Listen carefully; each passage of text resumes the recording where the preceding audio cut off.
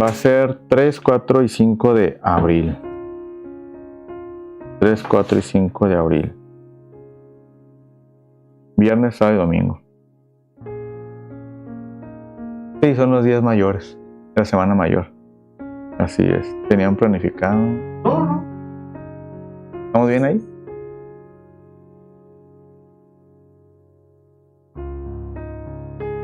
Vamos y venimos. Vamos y venimos. Gloria a Dios. Bien, vamos a iniciar el día de hoy. Abra su Biblia en el libro de los Salmos. Amén. Libro de los Salmos 119.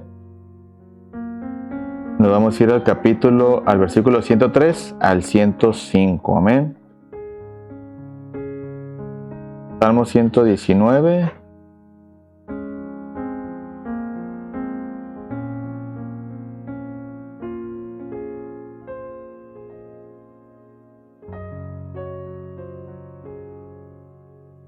Versículo 103 al 105. ¿Lo tenemos? Vamos a dar lectura. Dice: cuán dulces son a mi paladar tus palabras, más que la miel a mi boca. De tus mandamientos he adquirido inteligencia, por tanto he aborrecido todo camino de mentira. ¿Ven? Y el 105 dice: lámpara es a mis pies tu palabra y lumbrera a mi camino.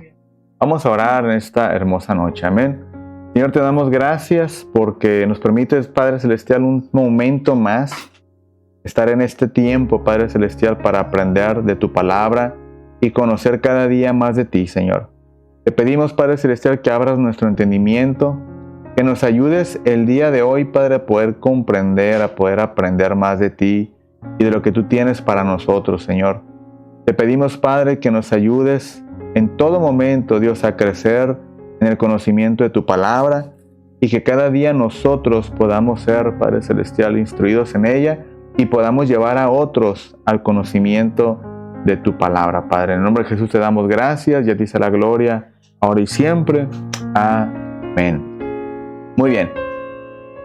Los días viernes, como ya tenemos entendido, ¿verdad? Estamos llevando a cabo estudios que nos ayudan a crecer como cristianos, pero también a conocer el trasfondo de nuestra doctrina. Amén. Ocupamos conocer nuestras raíces, ocupamos conocer el trasfondo de dónde venimos nosotros los cristianos y cómo es que nosotros como cristianos prácticamente avanzamos día tras día como hijos de Dios. Amén. En dónde está fundamentada nuestra fe, en qué creemos, por qué prácticamente nos llamamos cristianos, por qué la Biblia es un libro que nos sirve para crecer y conocer a Dios. Bien. Los días viernes está dedicado a esto y como ya hemos venido hablando, hoy estaremos viendo la segunda parte de lo que es la materia de bibliología. Amén. Es parte de lo que es una rama de la teología, nos ayuda a comprender y entender el origen de la Biblia que el día de hoy leemos. Amén. No sé cuántas veces ha preguntado usted de dónde viene el libro que usted lee, cómo fue que se originó, cómo fue que se creó, por qué se constituyeron 66 libros. ¿Por qué esos libros y por qué otros libros no, verdad? Como lo que le llaman libros apócrifos o deuterocanónicos, ¿no? Que de alguna manera no se consideran dentro de la palabra de Dios. ¿Por qué unos fueron integrados? ¿Por qué otros no fueron integrados? Porque hay personas que tienen una Biblia con 70 y tantos libros, ¿verdad? Y nosotros nomás tenemos una Biblia con 66. Entonces todo eso lo vamos a ir estudiando prácticamente viernes tras viernes, ¿verdad? La semana pasada estudiamos nada más a manera de repaso en cuánto tiempo se escribió la Biblia. La Biblia se escribió en 1500 años, amén. ¿Cuánto tiempo duró para escribirse el Antiguo Testamento? El Antiguo Testamento se duró escribiéndose 1000 años y el Nuevo Testamento se escribió en 100 años, ¿verdad? Y hubo un periodo de 400 años donde no se escribió ningún libro ni se dictó ninguna palabra. Entonces, todos estos datos los vimos la semana pasada y los traigo prácticamente a la mesa para traerlos como una remembranza de lo que vimos el viernes pasado. ¿Cuántas personas participaron en la escritura de la palabra de Dios? Estudiamos que fueron de 37 a 40 personas que participaron en la escritura de la palabra de Dios. En diferentes tiempos, algunos fueron contemporáneos, otros no. Unos fueron muy estudiados y personas muy capacitadas y otros ni siquiera tenían mucha preparación. Otros eran pescadores y otros eran eruditos en la palabra. Cuando hablamos de un erudito en la palabra, alguien que conocía prácticamente de las lenguas que en aquel tiempo se manejaban, ¿verdad? Que prácticamente, como ya lo vimos, la Biblia se escribió en 3 idiomas, en el hebreo, el arameo y el griego, ¿verdad? Entonces, de alguna manera, hubo ciertos tiempos donde prácticamente se llevaron cierta lengua, ¿verdad? Pero después tuvo una transición, como una actualización, y después prácticamente tomó la escritura del Nuevo Testamento en otro idioma distinto al que había en aquel tiempo, ¿verdad? Común, por así decirlo. Entonces, todos esos datos lo vimos la semana pasada, y hoy estaremos viendo lo que fueron el tiempo paleotestamentario, estaremos viendo el tiempo intertestamentario y estaremos viendo lo que es el tiempo neotestamentario. Amén. ¿De qué se trata cada uno de estos tiempos que atravesó la palabra del Señor? Amén. Muy bien. Como primer punto estaremos viendo el paleotestamentario. A lo mejor alguien escucha paleo, ¿verdad? O paleontología, cosas así, dicen los dinosaurios, la arqueología, todo eso, ¿verdad? Realmente la palabra paleo se refiere a algo que es antiguo. Entonces, cuando hablamos de un tiempo paleotestamentario, estamos hablando ni más ni menos que el Antiguo Testamento. Sería la interpretación correcta, ¿no?, de lo que es la frase. Entonces, en el periodo paleotestamentario encontramos prácticamente que fue escrito, pues prácticamente, y se vivió todo el Antiguo Testamento y se escribió todo lo que es el Antiguo Testamento.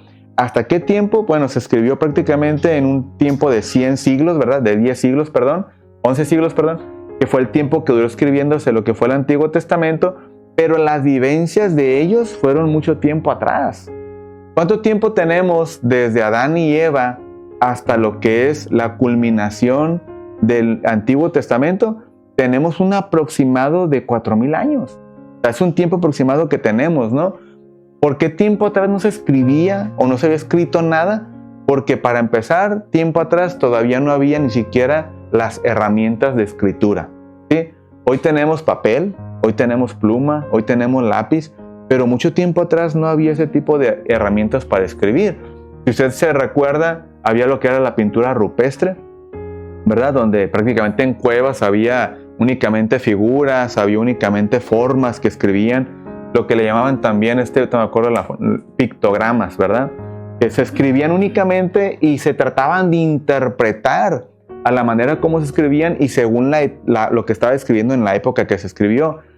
Relatos que de alguna manera, a manera de jeroglíficos y esos pictogramas, se trataba de entender lo que había sucedido en aquellos tiempos. Bueno, cuando ya se empieza a escribir todo lo que es la palabra del Señor y todo que se comienza a traspasar y de alguna manera comienzan a hacerse los rollos y todo ello, pues de alguna manera comienza a correr el tiempo que le menciono, ¿no? De un tiempo de 1100 años para la escritura del Antiguo Testamento. Entre 1000 y 1100 años, ¿no? Recordemos que no hay una exactitud así bien de decirle en tal día y tal año así, sino que hay un estimado por la antigüedad de los documentos que se encontraron y todo ello. Se llega a la conclusión que fue un tiempo de 1000 años para escribir el Antiguo Testamento. Entonces, cuando todo esto se escribe, pues tenemos contemplado que todo el Antiguo Testamento pues son los libros escritos por Moisés, los de Josué, ¿verdad? La época de los reyes. Está también el cautiverio de Israel con Babilonia, cuando Babilonia lleva a Israel, lo lleva cautivo a Babilonia y los destierran prácticamente de su lugar donde ellos vivían. Todo esto es una historia que está en la palabra de Dios, que si leemos Crónicas, si leemos Reyes, si leemos todos esos libros que narran la historia de Israel, podremos comprender un poquito más de lo que estamos hablando el día de hoy, ¿no? Qué importante es estudiar los libros históricos, ¿no? Uno lee 1 de Samuel, 2 de Samuel, y uno se da cuenta cómo es que los reyes comienzan a formarse en Israel, cómo es que Israel comienza a pedir un rey. Entonces ya nombran a Saúl como rey, después posteriormente viene David como rey, y después viene el reinado de Salomón. Y de ahí posteriormente comienza prácticamente todo el linaje real, ¿no?, a correr en la historia de Israel. Pero ahí uno comienza a conocer los reyes por nombres y comienza a ver cómo actuaban, cómo se comportaba cada uno de ellos y cómo es que el pueblo de Israel llega el día de hoy a ya no ser las 12 tribus de Israel, sino que llegan únicamente a tomar el nombre de una sola, que era prácticamente Judá, quien prácticamente preservó la línea de servir a Dios, ¿verdad? Y se les da el nombre de judíos porque son procedentes de Judá, ¿verdad? Y de ahí de alguna manera vemos una dispersación del pueblo de Israel a lo largo de la historia. Más adelante vamos a ver historia un poquito más moderna, ¿verdad? De lo que es una historia muy antigua, que es lo que estamos hablando el día de hoy. Estaremos viendo por qué el pueblo de Israel tuvo que salir de Israel, por qué fueron desterrados. Todo eso está en la palabra de Dios, en lo que es la profecía bíblica. Amén. Cuando entramos un poquito a historia bíblica, pero de la mano de la profecía, que es mejor conocida como la escatología bíblica. La escatología es lo que estudia la profecía, la palabra del Señor. Amén. Usted mirará ahorita que el mundo está un poquito patas para arriba, ¿no? Le podemos decir de esa manera, donde hay 15 naciones que están entrando en un conflicto armado, ¿verdad? A lo mejor ahorita no se ve mucho en las noticias, pero usted entra un poquito a las redes y se va un poquito más a fondo, usted va a encontrar que hay un revolú de guerras alrededor de todo el mundo. Pero eso para la Biblia no es nada nuevo, porque todo eso ya está escrito en la palabra de Dios. Amén. Y si nos damos cuenta en qué tiempo fue escrito la palabra del Señor, estaremos encontrando que aproximadamente en el primer siglo después de Cristo, que podremos resumirlo en el año 100, por así mencionarlo, ¿verdad? Esas profecías ya habían sido dadas en aquel tiempo. El libro de Apocalipsis fue escrito en el año 95 después de Cristo. Por lo tanto, desde el año 95, que ya fueron dadas las profecías, todo lo que está pasando el día de hoy, para Dios ya es historia. Para Dios ya prácticamente Él ya pasó, porque Él ya lo dictó, todo lo que en estos tiempos iba a acontecer. Amén. Entonces, de alguna manera, si usted quiere encontrar a alguien que le diga el futuro, ahí está la palabra de Dios. ¿Sí? No tiene que ir a buscar a Juanito y que a Chanito y que allá, ¿verdad? No, vaya a la palabra de Dios, y la palabra de Dios ya menciona todo lo que va a acontecer en nuestros tiempos y aún lo que va a pasar en tiempo futuro que aún no ha pasado. ¿Usted quiere conocer eso? Vaya a la palabra de Dios. Por eso, aunque la gente tache la Biblia como un libro antiguo, déjeme decirle que esa gente se equivoca, porque la Biblia es el libro más actual que existe al día de hoy.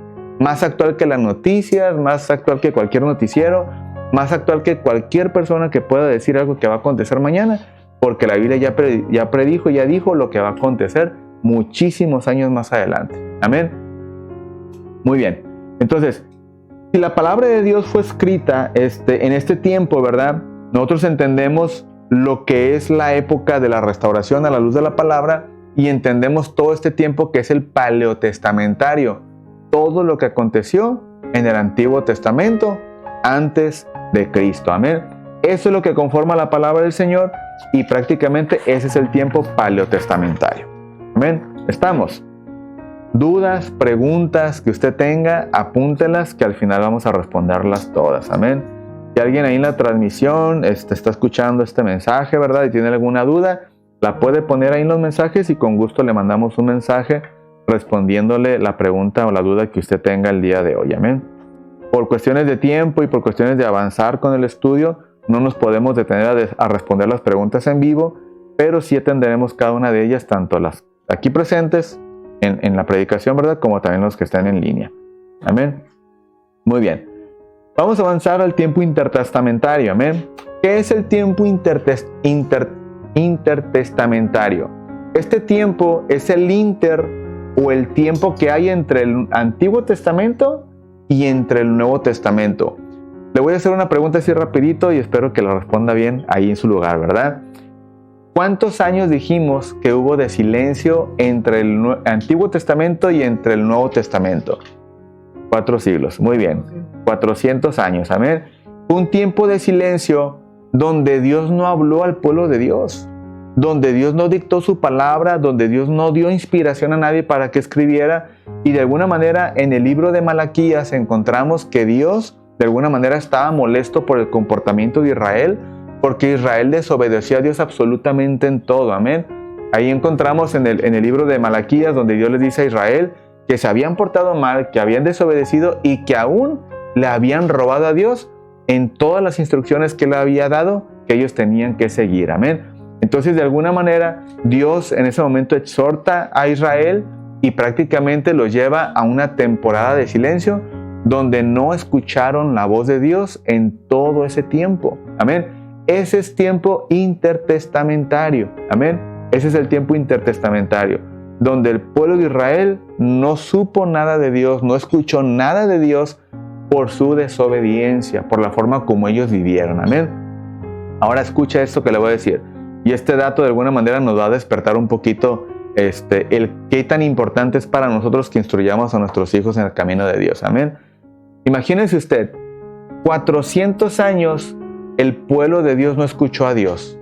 No tuvo la palabra, no hubo inspiración, no hubo profetas, no hubo prácticamente quien les instruyera en la palabra de Dios.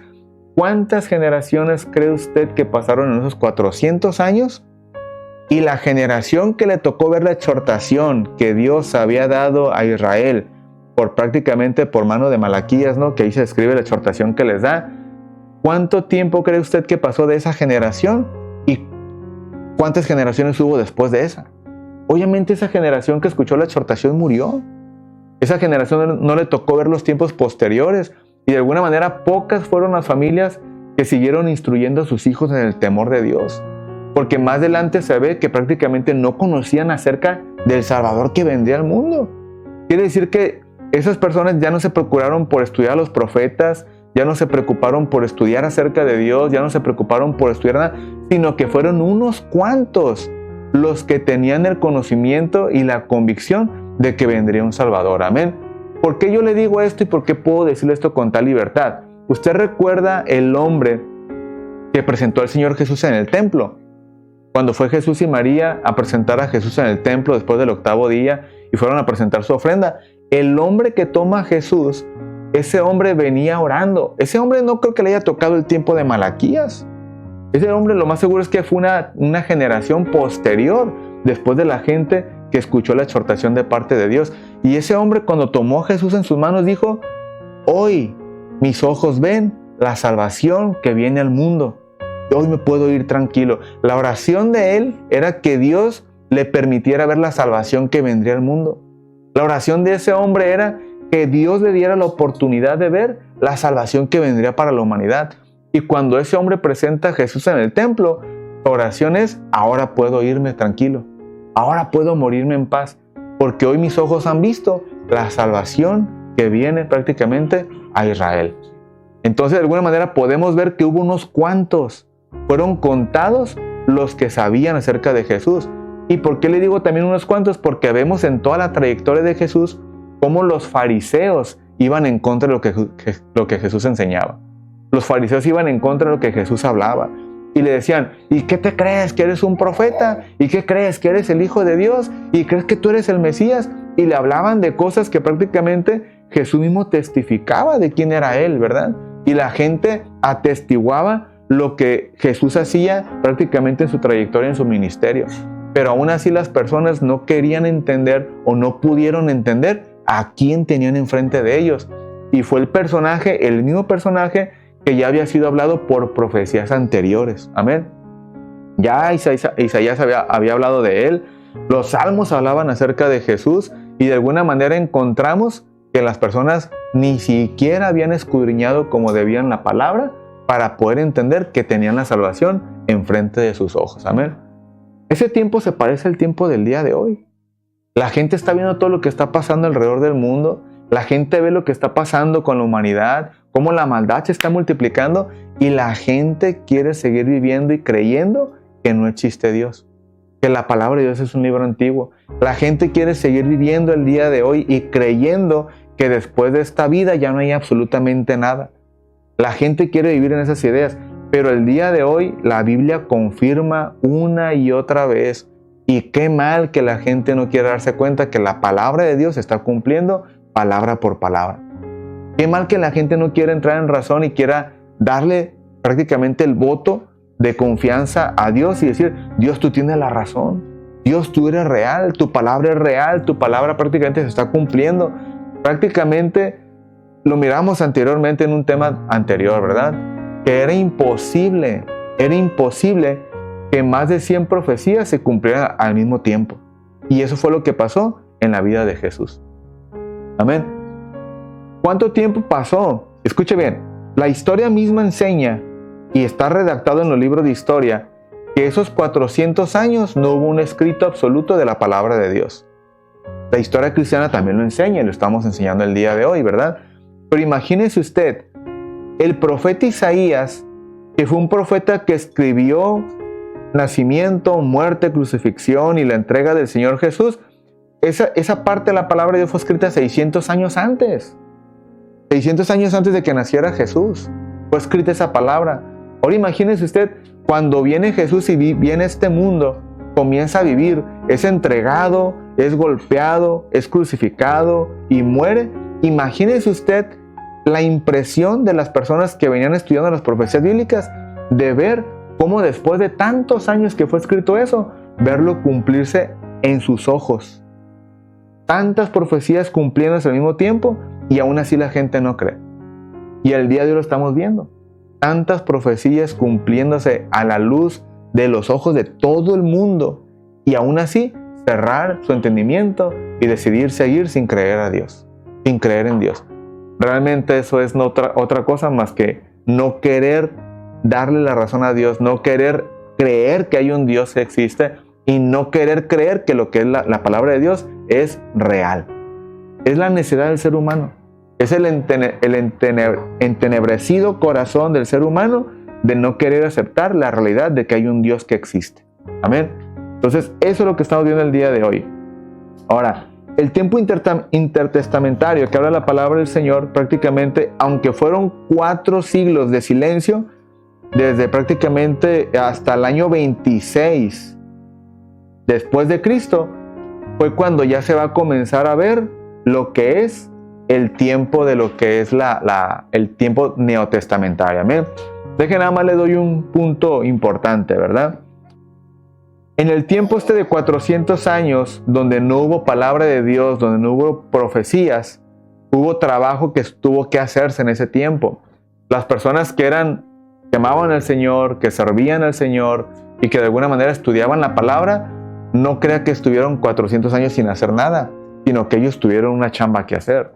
Una de las cosas que ellos hicieron fue que en esos 400 años, ellos decidieron resguardar más bien, lo que eran las escrituras para que nadie pudiera exterminarlas, erradicarlas o borrarlas de la faz de la tierra. Eso no ha sido nada nuevo. No ha sido nada nuevo, amén. Mucha gente ha tratado de destruir la palabra de Dios y de alguna manera erradicarla de la tierra, pero hasta el día de hoy no ha habido un solo ser humano que haya podido hacerlo con éxito. Sí han desaparecido muchas copias y se han prohibido la Biblia y la han traducido a idiomas que únicamente cierta parte de la población selecta podía leerla. Pero lo hicieron de esa manera para que nadie entendiera la palabra de Dios y nadie pudiera estudiarla. Y eso lo vino a hacer el Vaticano. Ellos tradujeron su propia Biblia, ¿verdad? Prohibieron la Biblia y tradujeron la Biblia a latín para que nada más ellos pudieran leerla y nadie más pudiera leerla para que nadie conociera las verdades del Evangelio. Y eso vino a cambiar tiempo después, ¿verdad? Lo estudiaremos más adelante, en el año 1517, cuando Martín Lutero de alguna manera hace lo que es la 95 tesis, ¿verdad? En esa época de reforma que hubo. También hubo otros personajes más atrás, de alguna manera, que también hicieron unas traducciones, lo vamos a ver también con tiempo, pero esa es la que más resalta porque ahí fue la reforma protestante, ¿no?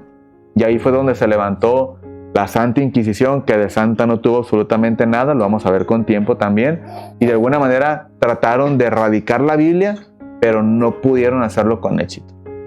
Amén. Entonces, en ese tiempo intertestamentario, también se resguardaron los escritos que había acerca de Dios, ¿verdad? Y de alguna manera se comenzó a hacer una traducción de la palabra de Dios, de lo que era el hebreo y el arameo. Se comenzó a hacer una traducción del Antiguo Testamento al griego. ¿Qué tipo de griego era? El griego koiné. Amén. El griego koiné. Entonces, de alguna manera se traduce todo el Antiguo Testamento al griego koiné, y a esa traducción del hebreo y el arameo al griego koiné se le conoció como la Septuaginta. Amén. La Septuaginta. ¿Por qué la Septuaginta? Porque fue un grupo de 70 eruditos judíos que se dedicaron a la tarea de la traducción de la palabra de Dios. Amén. Entonces, por eso se le conoció como la Septuaginta, porque eran 70 eruditos hebreos que de alguna manera ellos se dedicaron en el tiempo de hacer la traducción prácticamente fidedigna del arameo y del hebreo al griego koiné. Amén. Esa traducción viene a salir entre el año 280 y el 150 antes de Cristo. ahí es donde sale prácticamente la traducción del griego koiné. Amén. Llamada la Septuaginta. Amén. ¿Están conmigo? ¿Vamos bien hasta aquí? ¿Sí? ¿Dudas, preguntas? Por favor apúntelas que al final las respondemos. ¿Sale? Muy bien. Durante ese tiempo, ¿hubo libros apócrifos? Sí hubo libros apócrifos y fueron apartados porque se determinó que no fueron inspirados por Dios. Únicamente brindaban información histórica e información literaria. Pero esos libros apócrifos que fueron apartados no formaban parte del canon del Antiguo Testamento porque no daban una armonía o no hacían armonía con lo que era lo que ya teníamos como Antiguo Testamento. Amén. Muy bien. De ahí viene el periodo neotestamentario, que prácticamente es lo que ya conocemos el día de hoy como el Nuevo Testamento. ¿En qué momento empieza este tiempo neotestamentario? Bueno, este tiempo inicia con Juan el Bautista, ¿sí? Recuerde usted que Juan el Bautista inició predicando arrepentimiento, pero también Juan el Bautista comenzó a anunciar al Salvador, a Cristo Jesús, amén. Por eso el Juan el Bautista decía, viene uno, el cual ni siquiera soy digno de desatar las correas de su calzado, amén. Entonces, de alguna manera, cuando Juan el Bautista comienza a predicar el Evangelio, o más bien la introducción del Evangelio, entonces ahí comenzó el tiempo neotestamentario, después de un lapso de 400 a 430 años, amén. Muy bien. Entonces, cuando inicia el tiempo neotestamentario, comienza prácticamente Juan el Bautista a predicarlo, y de alguna manera de ahí comienza a venir lo que es la era cristiana, amén. El primer siglo de la era cristiana. En el año 30, durante el periodo de Juan el Bautista, Jesús prácticamente ya estaba en este mundo, pero Jesús pues no escribió ningún libro, amén. Él no escribió ningún libro, ni Juan el Bautista tampoco escribió un libro, pero de alguna manera ya había unas vivencias de Juan el Bautista y había vivencias de Jesús, amén. Recuerda usted la palabra de Dios donde los evangelios mencionan que Jesús a su edad de 12 años, ¿verdad?, se le encontró enseñándonos en el templo. Entonces, de alguna manera, no había un escrito nuevo en ese tiempo en la trayectoria de Jesús, ¿verdad? Pero de alguna manera había vivencias. Y recuerde usted que había una cultura que se practicaba en ese tiempo. ¿Era la cultura qué? La cultura oral. Amén. Donde todo lo que iba aconteciendo no lo iban escribiendo, pero lo iban divulgando. Y lo iban pasando en la familia, los hijos, esto y lo otro, y se comenzaba a enseñar. Es la misma forma como Jesús Jesús enseñaba algo, la gente se quedaba asombrada porque era algo nuevo, y eso que Jesús enseñaba se platicaba de boca en boca, de boca en boca, y es como la gente iba conociendo las enseñanzas de Jesús y la gente se impresionaba. Es este hombre que viene y habla, ¿verdad? ¿Quién le enseñó? ¿Dónde aprendió todo eso? Bueno, pues prácticamente todo eso la gente comenzaba a escuchar de Jesús y todo eso iba de boca en boca hablándose. Y mientras había gente que estaba captando todo lo que iba aconteciendo. Amén. Muy bien. ¿Hasta aquí vamos bien? ¿Sí estoy siendo claro? ¿Me estoy explicando bien? ¿Sí? Ok, perfecto. Muy bien. Entonces, después de ahí ya viene un tiempo de lo que es del año 30 al año 50. Amén. Como en ese tiempo todavía la gente tenía lo que era el Antiguo Testamento en sus manos y era todo lo que tenían prácticamente para leer acerca de Dios, amén. De ahí prácticamente se levanta un hombre llamado Mateo, quien escribe su evangelio, amén. Dirigido a los judíos principalmente, sí, pero de alguna manera daba a conocer acerca de quién era Jesús, amén. Y también se levanta lo que es el escrito de Santiago, que prácticamente es considerado el hermano de Jesús, amén. Y la Biblia lo menciona. ¿Dónde lo menciona? Ahí en Mateo capítulo 13, versículo 55, amén. Para aquellos que dicen que Jesús no tuvo hermanos y que ya no, Jesús tuvo hermanos. Y ahí en Mateo capítulo 13, versículo 55 le habla de 4 hermanos que Jesús tuvo prácticamente aquí en la tierra, amén. ¿Está conmigo? Muy bien. Mateo 13, versículo 55, amén. Ahí menciona acerca de cuántos hermanos tuvo Jesús. Muy bien. Entonces, eso fue en el año 30 al año 50. Después de ahí viene el año 50 al 70, amén.